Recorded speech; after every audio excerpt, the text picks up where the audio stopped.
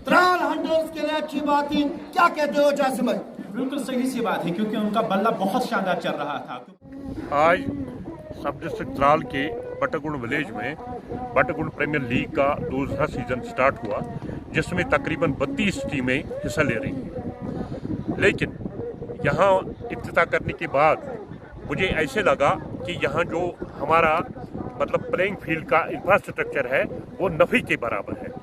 ये इस इलाके त्राल के इस नौजवान पौध ने खुद ही इसको मेंटेन करके थोड़ा बहुत खेल के काबिल बना लिया है।